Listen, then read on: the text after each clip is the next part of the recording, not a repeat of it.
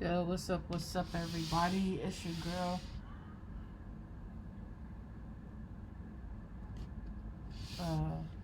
Is it still recording? There's something popped up, y'all. Hold on. Oh, it's still recording. Okay. Anyways, like I said, what's up, everybody? It's your girl, Jessie Thorough. I'm coming to you right now with another banger. Well, at least I believe it will probably be a banger. Now, look. This video got me a little weirded out. Don't ask me why. It's just the title for me. I don't know, no idea what to expect. Just know that this is a sequel, meaning that there's more than one video for this. So, if y'all want me to do part 2 of this in 3 and 4 until I've done them all, then hit that like button, man. Subscribe, share this video. Okay? I have no idea what to expect for this, but just know I don't like the title. I do not like the title at all. Alright. This video is called Why Are We Here? A Scary Truth Behind the Original Bible Story. Full documentary. Now listen. I probably won't be reacting that much. You might see me go and make crazy faces. I might pause it here and there. I don't know. But just know it'll be a very little response, possibly, only due to the length of the video. Okay?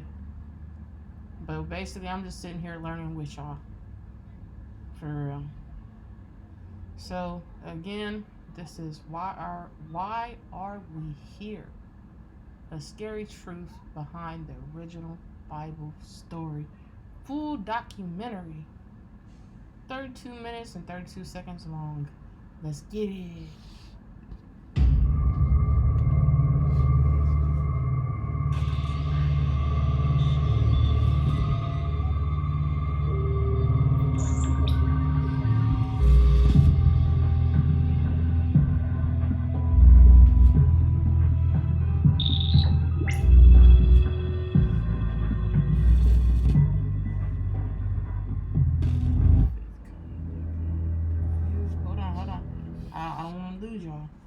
Okay, some people read kind of slow, like myself. The views and opinions expressed by the individuals in the following program do not necessarily reflect those of the network or its parent or hold on. My eyes. Affiliates. And my eyes was tripping for a second. Because the words, they bright white to my eyes. For real, my eyes was tripping. Alright. Y'all good? Y'all ready? I've been a preacher for more than 30 years. I've studied and taught through the book of Genesis many times in churches all around the world. And I've trained pastors in the skills of interpreting texts. And it's very clear they're not stories about gods. They're stories about the powerful ones in the Bible and the sky people, the Anunnaki, in the Sumerian tablets.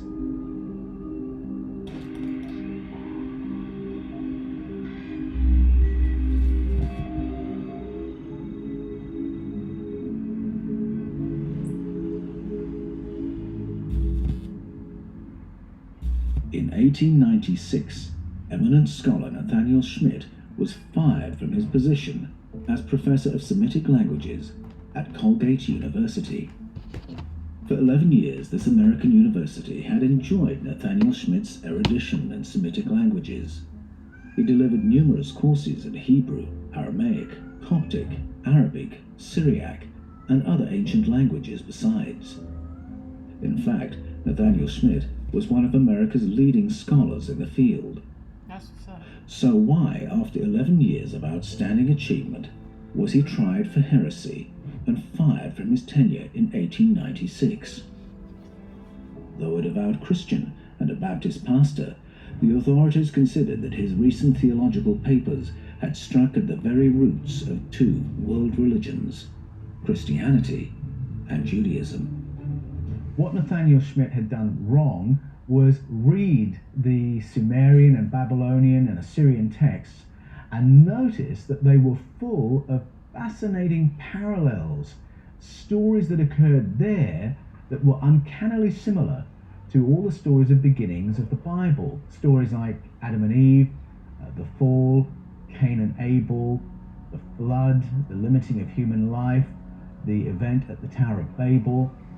And Schmidt's work demonstrated that the Sumerian accounts and those that followed it from nearly 6,000 years ago were in all probability the source of all those familiar biblical stories.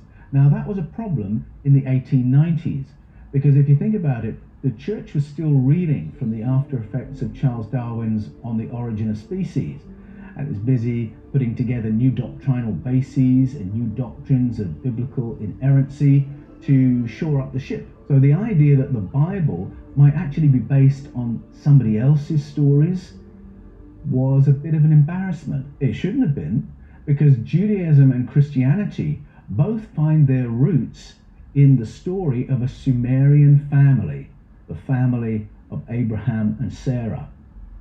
Abraham and Sarah grew up and spent the best part of their lives in Ur of the Chaldees, a Sumerian culture. And so when they emigrated from there, it's hardly surprising that they would carry with them all the stories of beginnings that they had grown up with, and sow them into the foundations of what was to become their culture, their religion, and their Bible.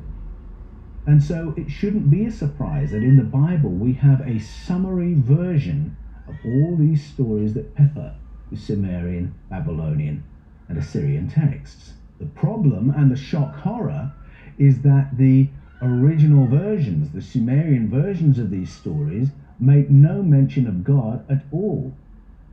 In the Sumerian originals, these are stories of our ancestors' contact with another species, a species called the Anunnaki. Could Judaism and Christianity's familiar stories of God really be a retelling of our ancestors' close encounters with extraterrestrials? The cuneiform tablets which had fascinated Nathaniel.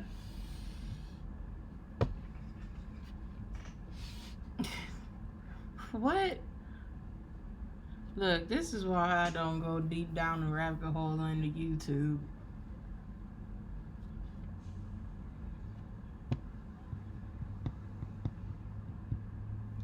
These people said contact with extraterrestrial aliens, basically, for those who haven't come to the conclusion of what they're talking about.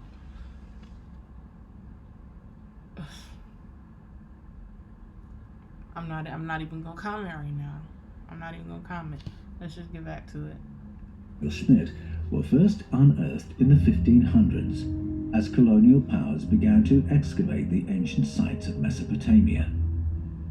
Over the decades that followed, some 200,000 clay tablets were uncovered. The tablets were adorned with strange etchings or glyphs made when the clay was soft. Scholars of the day were divided as to the meanings of these markings. Some believed the glyphs to be an unknown written language. Others refused to accept this, since the tablets appeared to predate any known language. They presumed the markings to be no more than decoration. And so the tablets were archived, their secrets locked away for 3 centuries. Until, in 1835, Henry Rawlinson arrived in southwestern Iran. Rawlinson was a military man. He was employed by the East India Tea Company, and he was in Iran helping the Shah of Iran to train his troops. Now it's worth pausing there for a moment, because if you thought that corporations rivaling nation states was something new, take a look at the East India Tea Company. A tea company that is able to move a standing army around the world and that trains the armies of nation states, that's quite a tea company. In fact, Rawlinson's presence in Iran wasn't part of a quid pro quo for trading rights. He was there for access to the district of Behistun. He wanted to find the Behistun inscription. The Behistun inscription was an ancient royal proclamation carved into a cliff face. It was written in 3 known languages: Persian, Elamite, and Akkadian, which was the common language of the Mesopotamian cultures. The inscription expressed all 3 languages in cuneiform script. It was the translation key the cuneiform tablets had been waiting for.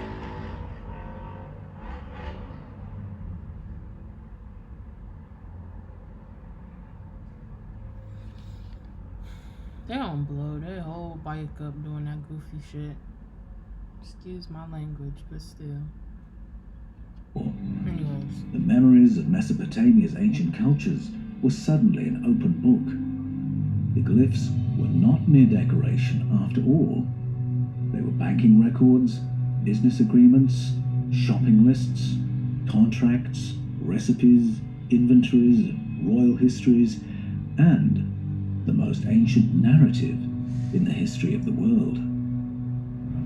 It was in these ancient narratives that the source of the Bible's familiar stories began to emerge. At an academic level, Nathaniel Schmidt was in good company. He was one of a small number who began confronting us with this new layer of our history. And I should mention, just to reassure you, that shortly after Colgate University fired him, he did get a new job with Cornell University, and he was professor of Semitic languages there for a full 36 years. So he did land on his feet. His work continued to argue that the cuneiforms reveal that our earliest histories are not about God. They are about our prehistoric contact with the Anunnaki. In the 20th century, the writer Zecharia Sitchin began poring over the cuneiform texts. He highlighted the clear implications of the Sumerian stories, that the Anunnaki were powerful and advanced extraterrestrial species. Their arrival on planet Earth put them at the top of the terrestrial food chain.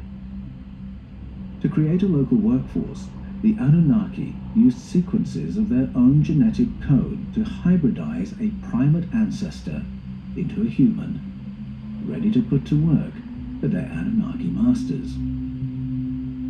Sitchin argued the word Anunnaki means those who came from the heavens to earth, a phrase that made clear their extraterrestrial origin. Zecharia Sitchin was not an academic. He was not a PhD or a professor. He had a degree from the London School of Economics and worked in commerce. The LSE, I should say, is a pretty august institution.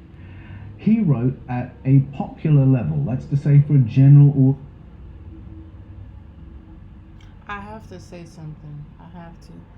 So, this is just me. What's the word I'm looking for?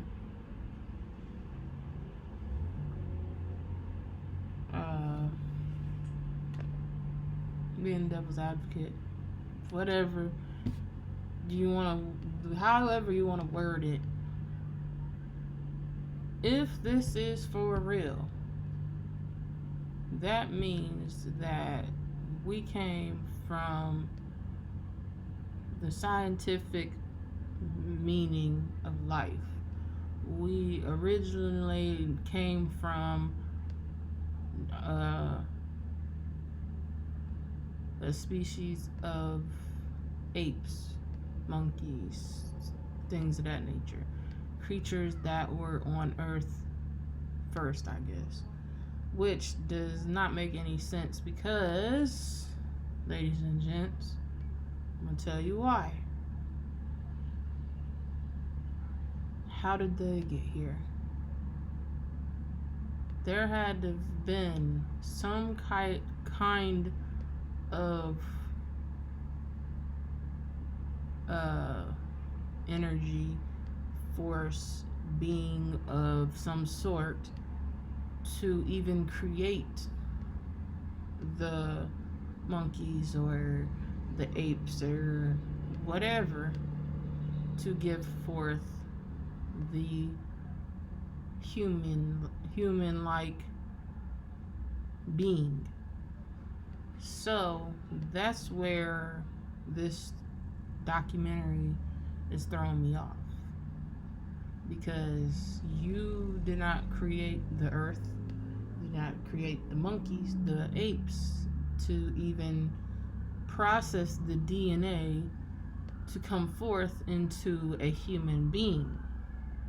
So again, let's keep going. Yes. And not with the kind of referencing and footnotes that you'd expect to see in an academic kind of tone.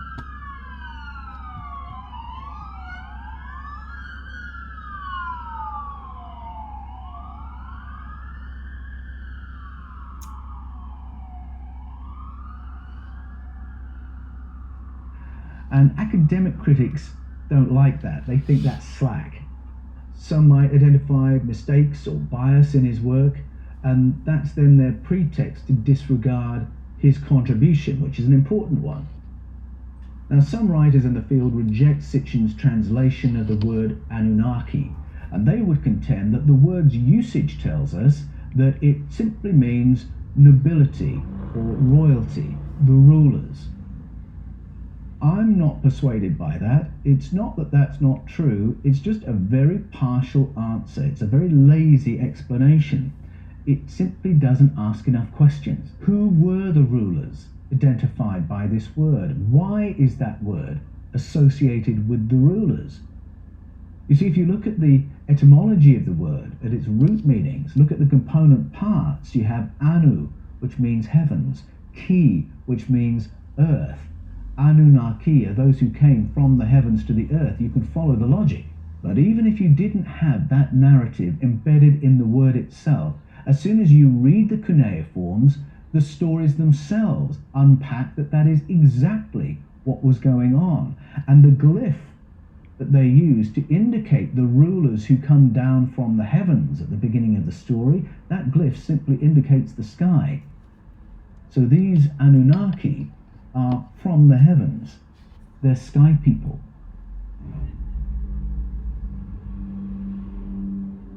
Many of the world's oldest mythologies claim that governance over human society began with dominance over human beings being established.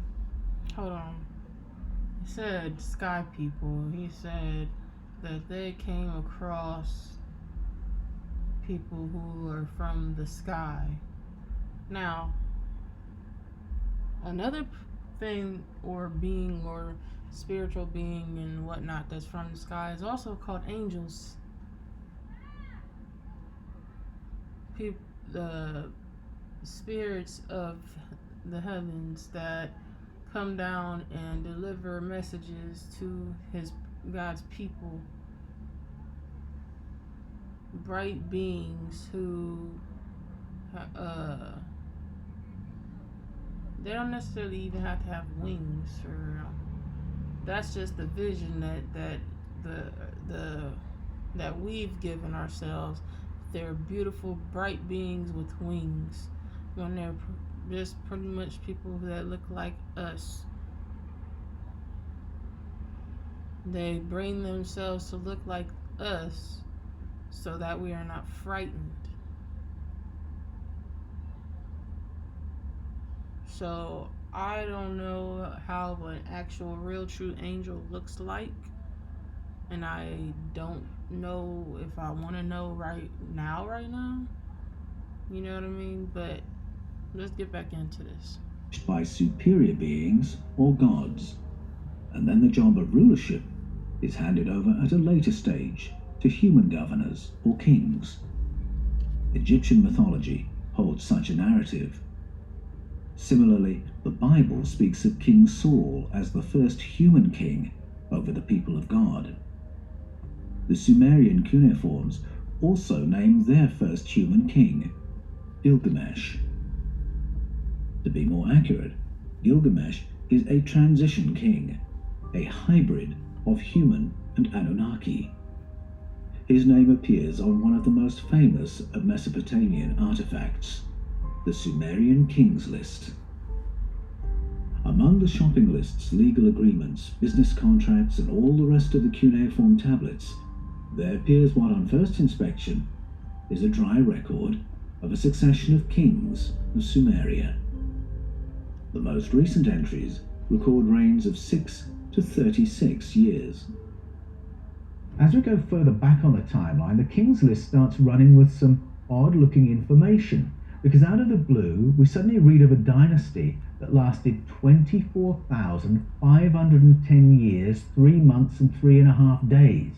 Now that precision absolutely befits Sumerian culture, because it's from Sumerian culture that we get 360 degrees in a circle, 60 seconds in a minute, 60 minutes in an hour. So the precision doesn't surprise us.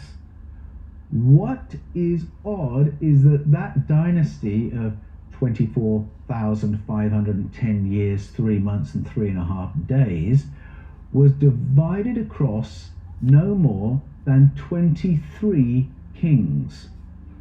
That's an average reign of more than 1,000 years each, and is not a one-off.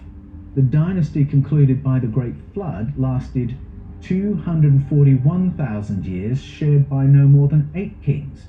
That's an average reign of more than 30,000 years. Now, some have tried to make the dates symbolic, or have interpreted their unit of time differently, but that doesn't quite work when it's an unbroken record of 6 to 36 year reigns to 36,000 year reigns, all in the same unit of time, all in the same narrative. The narrative begins with non-human kings who then hand over to human kings, and this elasticity of the length of their dynasties is another suggestion that the non-human kings are something quite different to human beings. It's like comparing the lifespan of a human being with the lifespan of an ant. The King's List is not the only evidence pointing to an extraterrestrial hypothesis. The Sumerian version of the Tower of Babel speaks of 50 technicians who employ mysterious technology to dispatch 300 observers to their stations in the stars. Read alongside the Genesis account, the two narratives confirm one another and paint a vivid picture.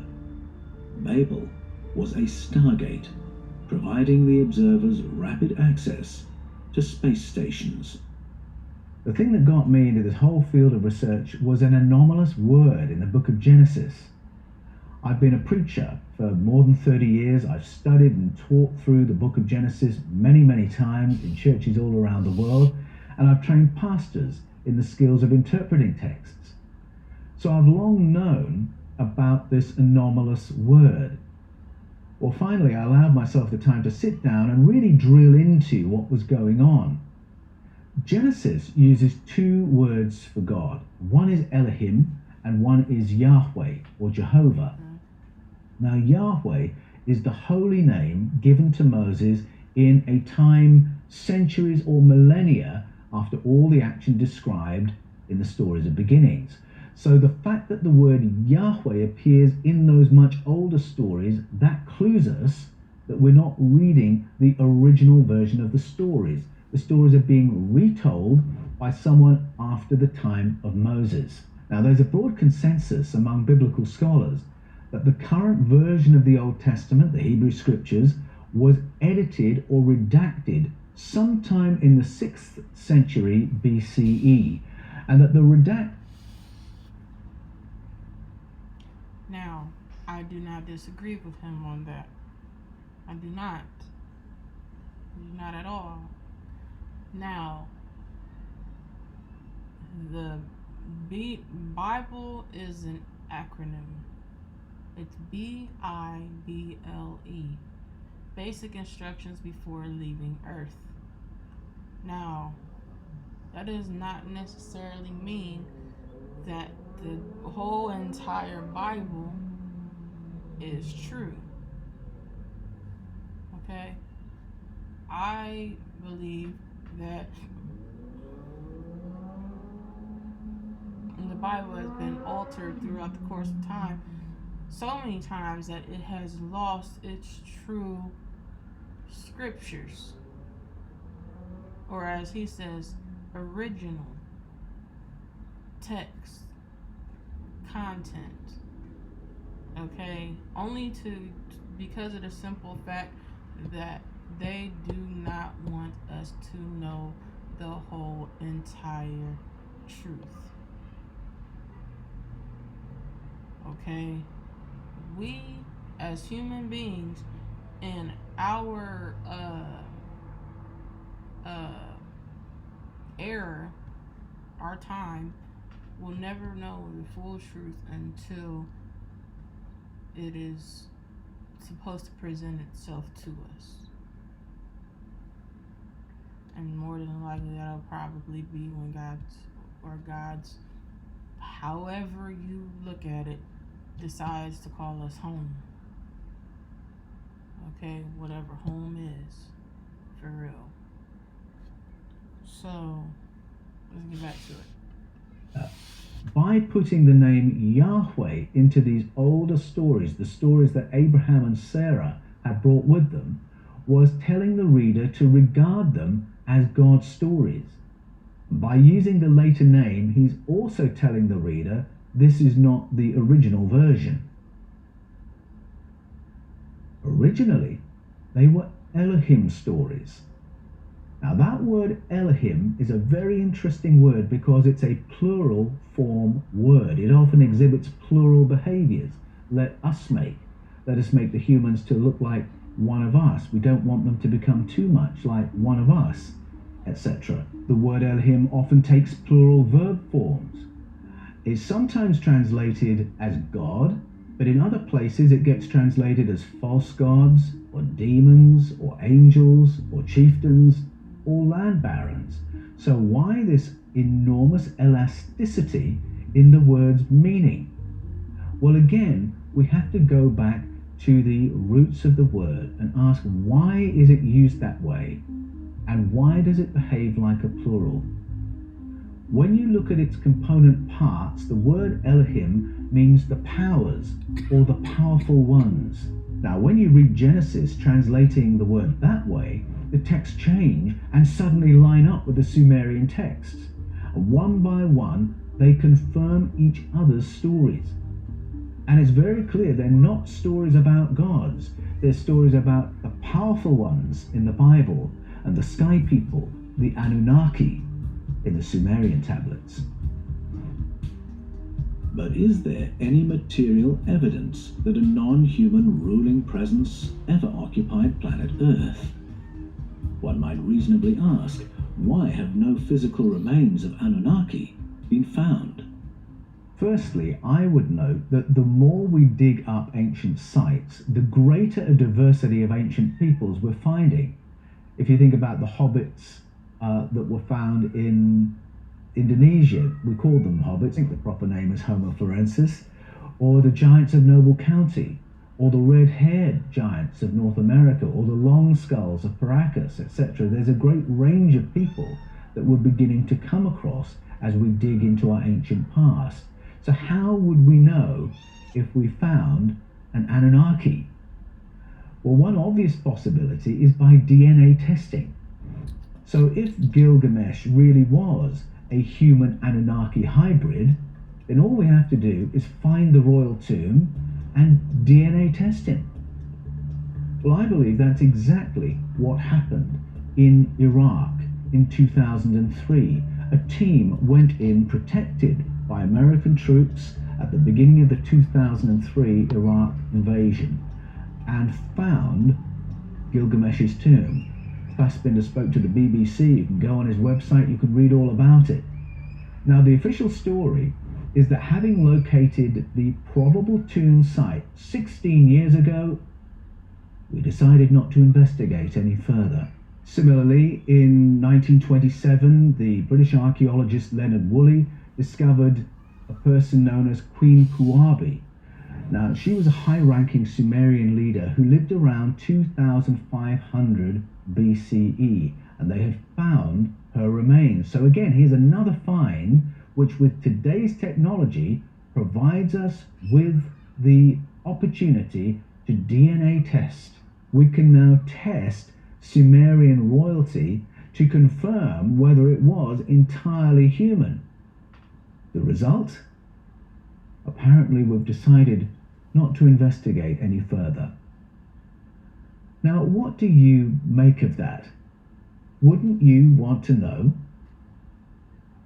But why would an extraterrestrial species be interested in governing a human population on planet Earth? Why would advanced beings from another planet have any interest in interfering with human evolution and managing a human population?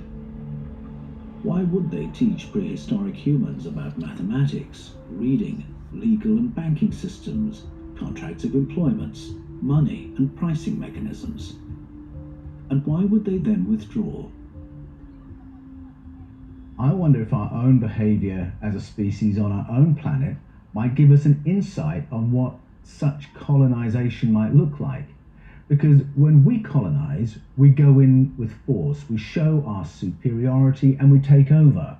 We provide the police, we provide the army, the education, we put the locals to work, we cream off the profits and the natural resources and basically enjoy all the benefits of sitting at the top of the economic tree with a powerful, visible presence to keep control. But after a while, you can get the locals to do their own policing and their own school teaching. Let the locals become the lawyers and the bankers and appoint a local as the governor. As long as you have some control of the value of the money and as long as you set all the commodity prices and exchange rates, you don't really need to maintain a visible presence anymore. And so you can go home, you can live in another country and still enjoy all the benefits of sitting at the top of the economic tree. Now that's how we do it. It's how we've done it from the Roman Empire to the Spanish to the Dutch, the Portuguese, the British, the American. That's how we do it. Is it possible that an ET presence may have colonized the world in our prehistoric past in a way that's analogous to that? That another species came and resided on planet Earth for a while. They sat at the top of the economic tree and enjoyed all the benefits of it. If this is true, okay, if this is true, the only thing that I can come to think of in my mind is that they left because they felt like they accomplished what they came to accomplish. What would be the point of sitting around when they can go back wherever they were before they came here? You feel me? So they're out there taking care of their business, quote unquote, watching over us, and just like probably sitting up there looking like, man, what are y'all doing? Like, I mean, we chilled with y'all. We gave y'all that knowledge. We helped y'all get your numerals and decimals and geography and whatever together so that you can be knowledgeable of what you need to put together to create new technology, new things to entertain yourselves, to have a better earth, a better world for yourselves as you evolve. See what I'm saying? So that's the only thing I can think of. They just left. They said, peace out. Y'all do good. The more evolved you get, the more wiser, the more smarter you will become. We did our part. Now it's time for us to chill. We out. But I really do believe that they up there mad. Like, bro. Like, what's really going on. Y'all smarter than this. Why are y'all fighting over this? Where did this come from?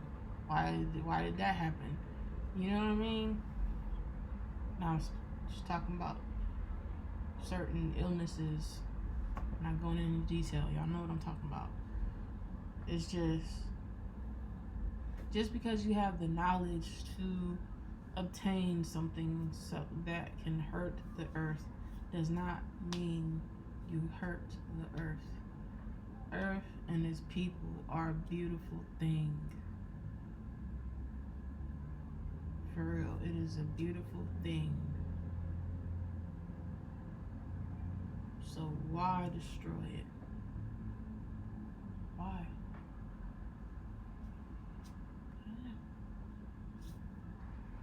Let's get back to it. And withdrew in exactly the kind of way I've just mapped out. You know, I wonder how much like the Anunnaki we are. And as for what they were looking for, it could have been minerals.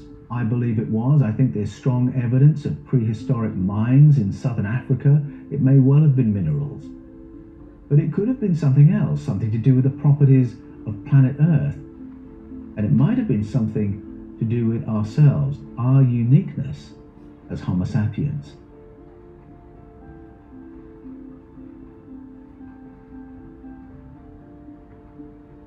Were our ancestors really engineered as workers, toiling for the colonizers? Were the Anunnaki only interested in our planet's resources and coldly indifferent to the progress of the human race? Other ancestral narratives speak of our human origins in exactly the same terms, and yet there are other strands to the story. The Greek-Babylonian narrative of Oannes and the Apkallu speak of the visitors helping and educating our human ancestors.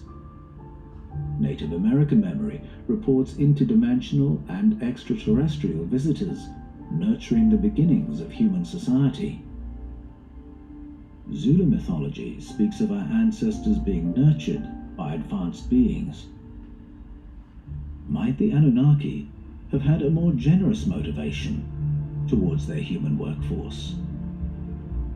My book, Escaping from Eden, argues that our ancient texts recall a range of species that bumped up against our ancestors.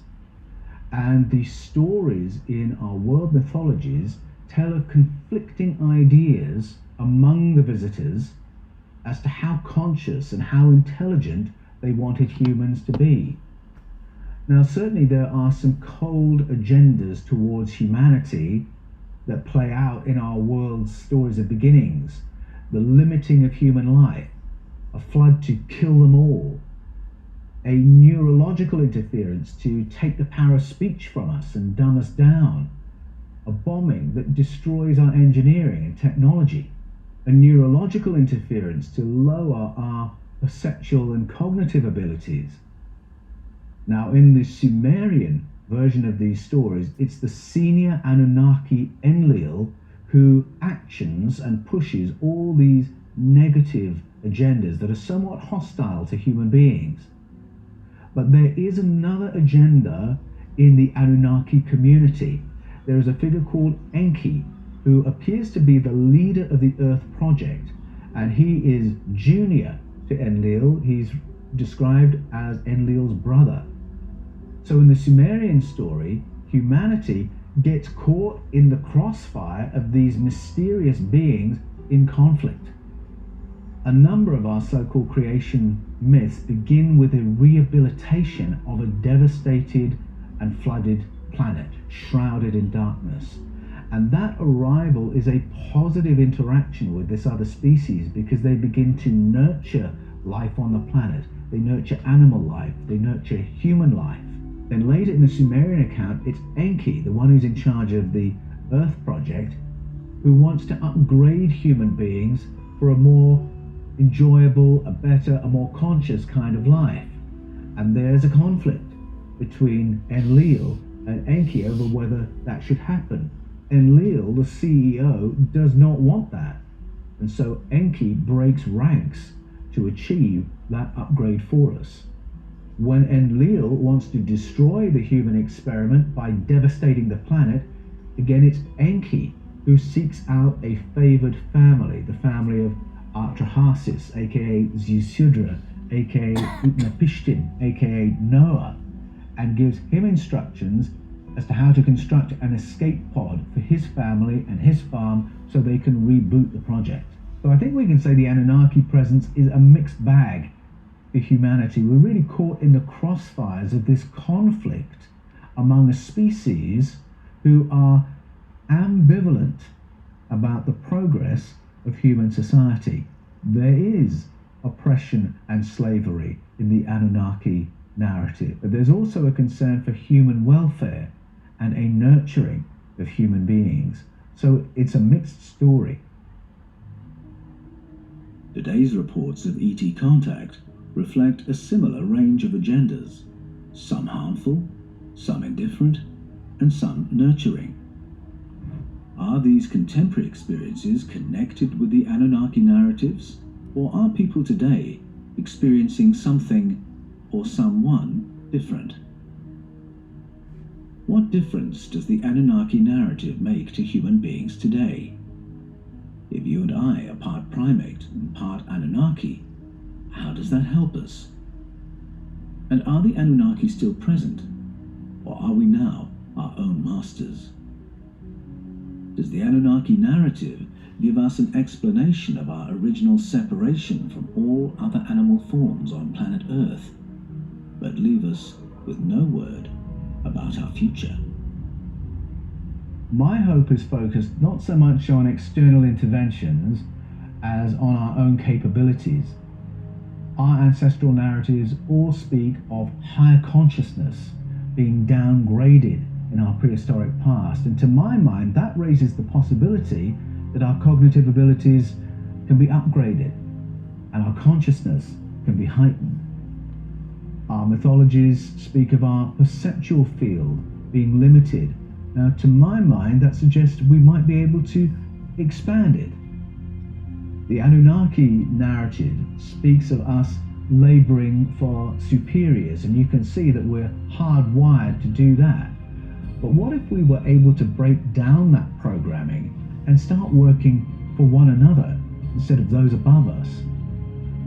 What if we de-engineered all our neurological slave settings and allowed ourselves to live freer, less fearful lives? What would that look like? Exactly. Many of the cultures that have curated these stories of beginnings have also curated modalities, methods that are designed to reawaken a higher state of consciousness. So ancient Greek culture, which had this narrative, also had the modality of a kykeon ritual. Kykeon was a kind of tea ritual aimed at heightening the person's state of consciousness. In Mesoamerica, we find another tea ceremony with exactly the same purpose. If we go to indigenous Australia or to Native America, we find smoke and smoking ceremonies and similar activities in the ancient Indian cultures that produced the Vedas. Eastern monastic traditions had disciplines of stillness and conscious breathing, and in my experience, they really do have purchase in terms of altering our state of consciousness and heightening our abilities for a better human experience. If the Anunnaki stories represent our true origins as a species, and human beings are part earthling and part higher being, what does that mean for our potential as human beings today? Are we bound to the contracts of employment, systems of money and banking, and the tyranny of hours, minutes, and seconds, first taught to the ancient Sumerians more than 5,000 years ago? Or are other ways open to us as human beings? Might higher forms of consciousness help us achieve a new freedom from the legacy of our enslaved past and provide a pathway to a better human experience? For more on these and other probing questions, stay tuned to The Fifth Kind TV. and the Paul Wallace channel. Subscribe and click on the bell for notifications so that you never miss when new videos are posted. Thank you for watching The Fifth Kind. Alright. That was something else right there. All I can say is, again, really, there would have had to have been something to create the earth and the animals on the earth and so on and so forth in order for them to have created human beings from the creatures of the earth, however they want to put it. So we did not come from aliens, alien life form, or animals. Okay? I don't believe we did. If y'all want to believe it, go ahead. However, I don't know. Again, I say I don't know. Where we come from and what we're here for and things of that nature, why we're here, is just still unknown for real. If you know why you're here, that's great. If you believe you know why you're here, that's awesome.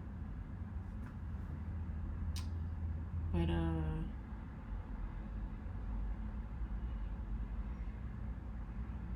I believe we all have a purpose, regardless. Why we were actually put on the earth, maybe for just God's entertainment, I don't know. I have no idea. Like I said, just know that we all have a purpose. Okay? That being said, if you like this video, please like, share, and subscribe. And put a comment in, something in the comment section. Just let me know, like, do you want me to continue watching this? Because there is a part 2, a part 3, and maybe even be a part 4. I don't know. Shall we continue down this rabbit hole or not? It will take me 5 people to comment. Just 5. That's it. I have 51, maybe 52 or 54 followers, subscribers on this channel. 5 of y'all comment and saying yes. That's all you gotta do is say yes. And I will go to the next video. Okay? Alright. Peace out.